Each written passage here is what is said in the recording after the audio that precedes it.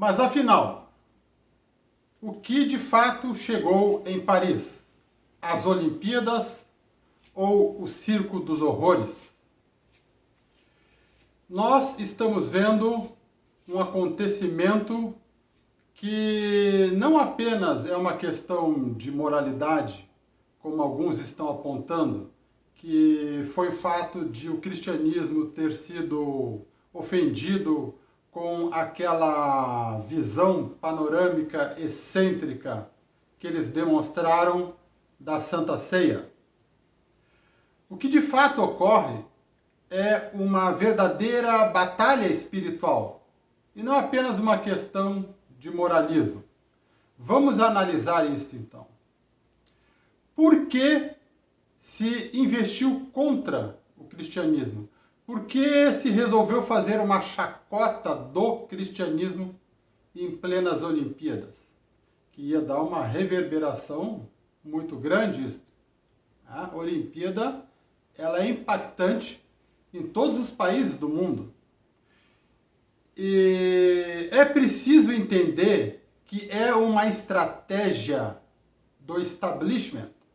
E quando se fala em establishment, o segundo nome do establishment se chama globalismo.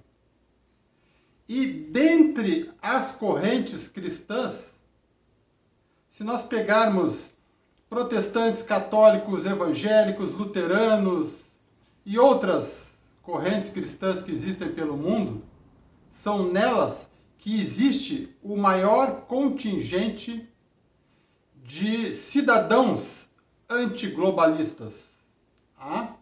Os globalistas têm a sua agenda.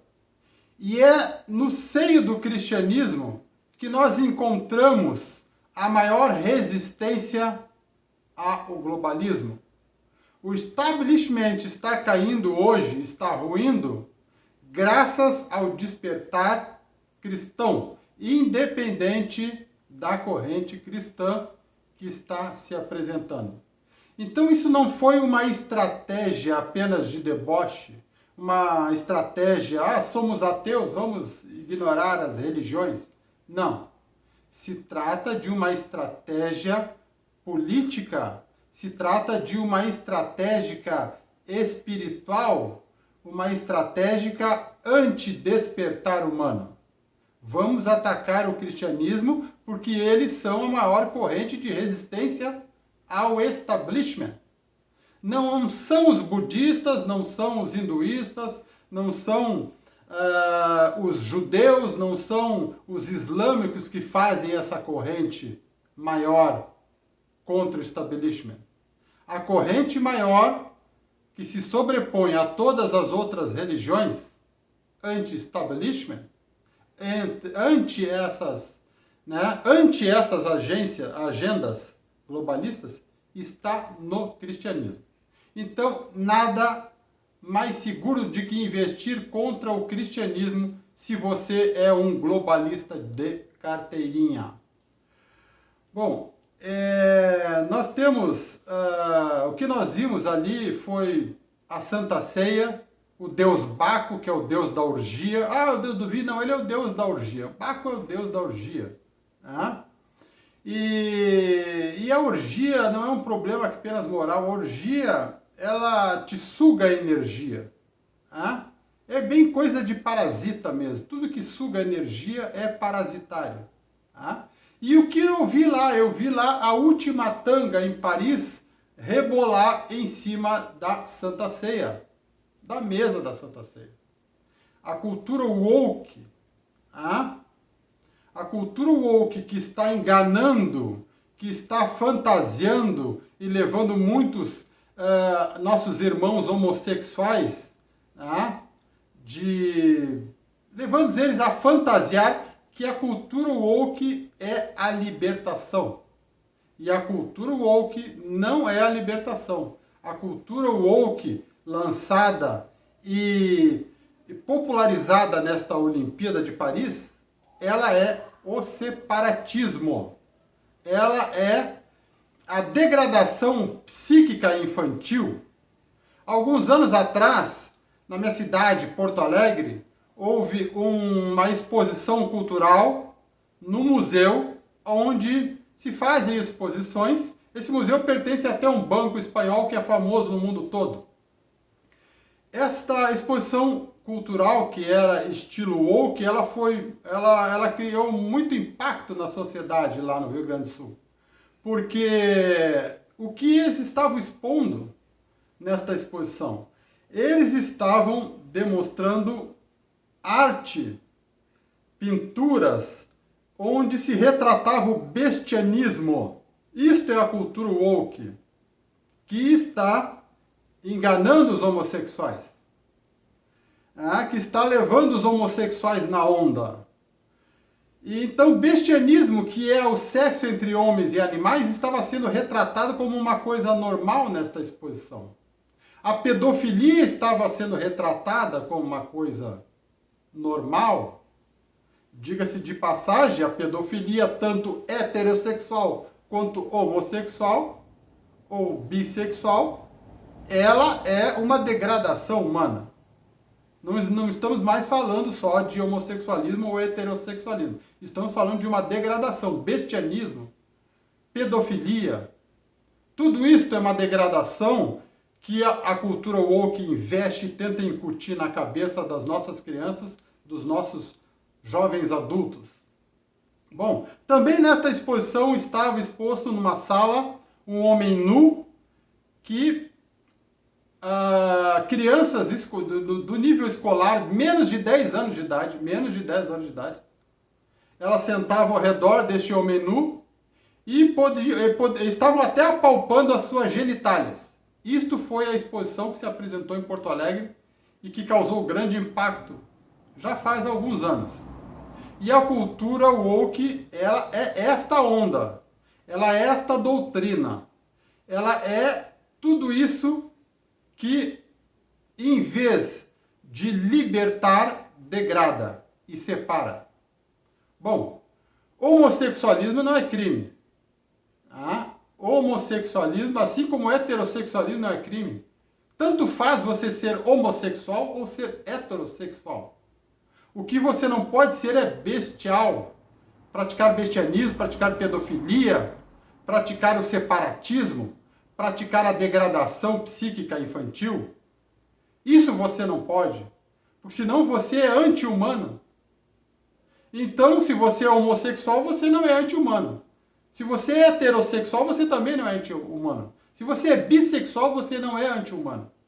Mas a cultura woke é uma porcaria anti-humana e está destruindo a psique das nossas crianças, porque ela está sendo incutida com estratagemas globalistas. E quem são os globalistas? Para aqueles que... Essa explicação é só para aqueles que são dissonantes cognitivos e para os aliens que estão chegando na Terra e não sabem nada do que está ocorrendo. Os globalistas são aqueles que querem detonar 90% da nossa humanidade, destruir 90% da nossa humanidade com guerras permanentes, eternas, com programas de pestilências que não acabam nunca. Acaba uma peste, vem a outra peste e vai, tudo isso e mais o HAARP.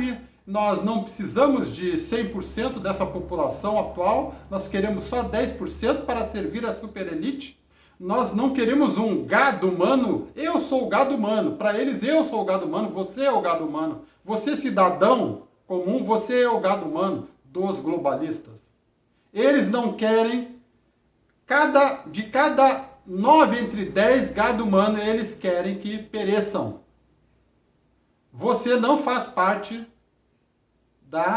do jardim do Éden dos globalistas.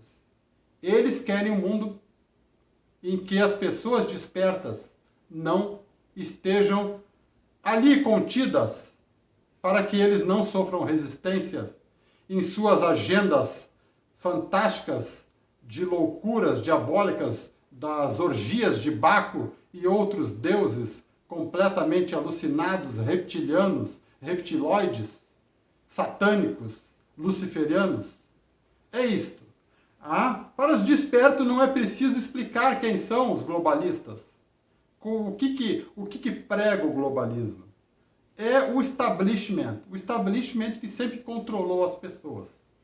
Também estamos vendo nessa Olimpíada uma ascensão de atletas trans. Eu sou professor de educação física, já fui treinador durante vários anos de uma equipe de natação competitiva e posso afirmar, junto com outros colegas meus, que é um completo absurdo um atleta trans participar, com atletas normais. Por que isso? Porque uma pessoa, um homem que fez a sua transformação para virar mulher, ele ainda continua mantendo os privilégios de homem em relação a esta mulher, que ele vai competir. Mesmo que eles atestem, não, mas ele está tomando hormônios femininos para fazer a transfusão de homem para mulher. A transformação de homem para mulher. Mas isso também não convence, porque mesmo que ele tome hormônios, ele ainda vai manter a massa muscular. E o homem tem uma massa muscular muito maior do que uma mulher. E o atleta olímpico, um atleta de alto rendimento, ele não vai perder massa muscular. Ele vai treinar muito. Os atletas olímpicos, além de fazerem os seus próprios treinamentos, eles praticam muita musculação. Então ele não vai perder massa magra, massa muscular. E a massa magra, a massa muscular, é uma grande vantagem que o homem tem em relação à mulher. É uma grande vantagem. A mesma vantagem dos resultados femininos, compare os resultados femininos em qualquer esporte com o resultado masculino. E isso se deve à estatura dos homens, à massa muscular que os homens têm. E a estatura deste homem que vira mulher não vai ser perdida, vai ser aproveitada da mesma forma. A massa muscular deste homem, mesmo que ele tome hormônio, vai continuar a mesma sendo aproveitada. Então, que pelo menos o COI, o Comitê Olímpico Internacional, faça uma federação específica para os atletas trans. Os transgêneros não podem competir com os atletas, os atletas correntes de uma Olimpíada, os atletas normais de uma Olimpíada. Até me expressei normal, não vou dizer que o trans é um anormal, mas ele não pode competir, é um descaso completo, é um desrespeito à ética esportiva. Uma pessoa que está no estado, se mantém aquele estado privilegiado de massa muscular e estatura, competir com uma pessoa que é bem menor que ela, que tem menos massa muscular que ela.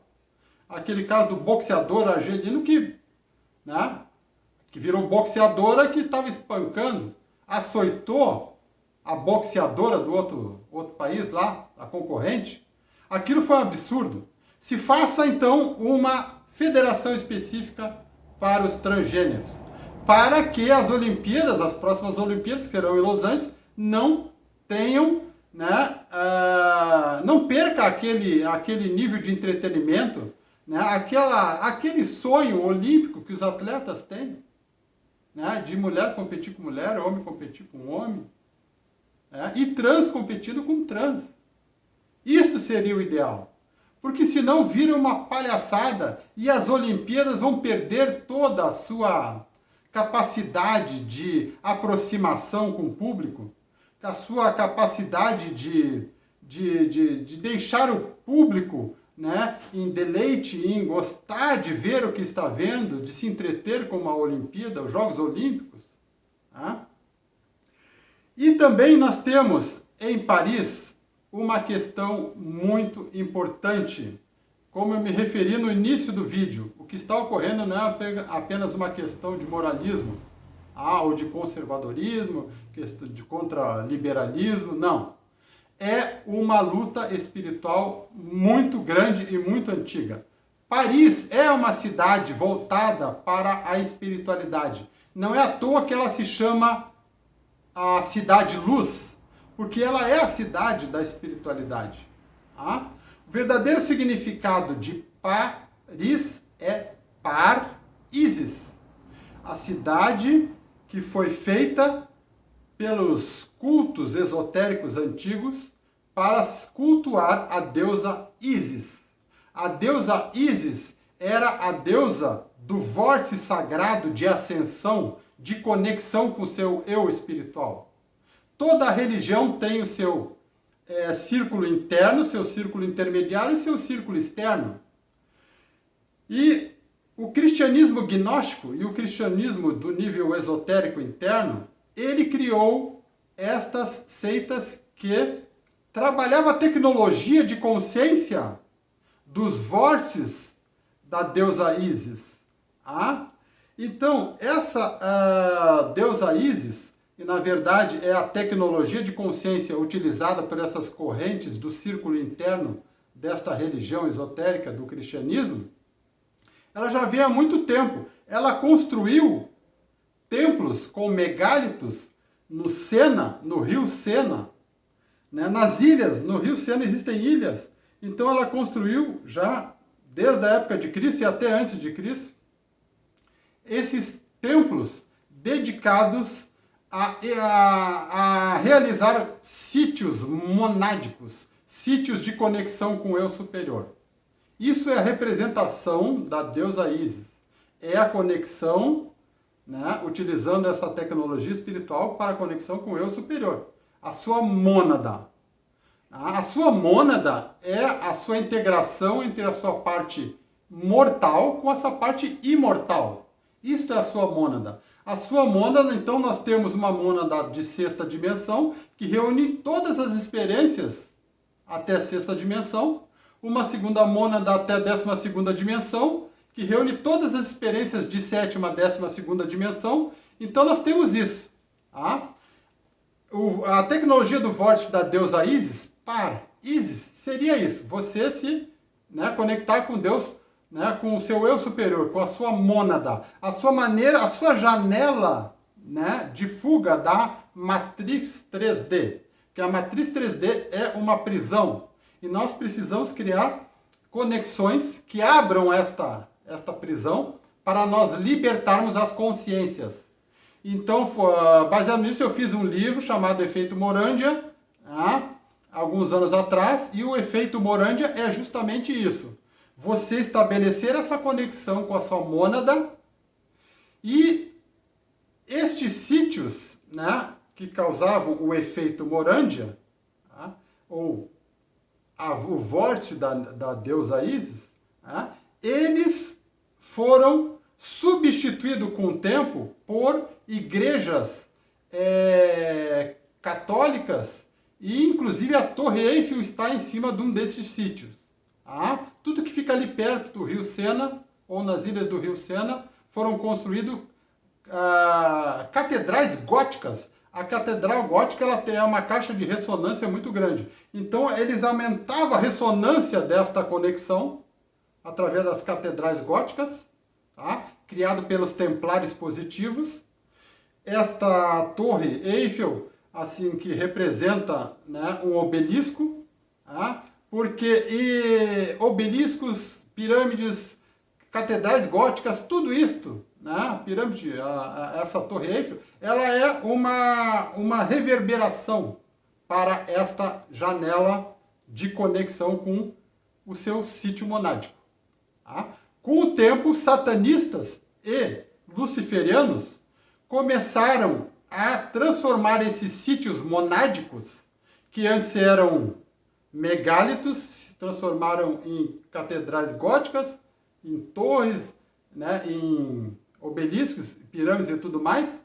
Eles começaram a transferir, a bloquear esses sítios monádicos para que nós não pudéssemos se libertar da matriz 3D.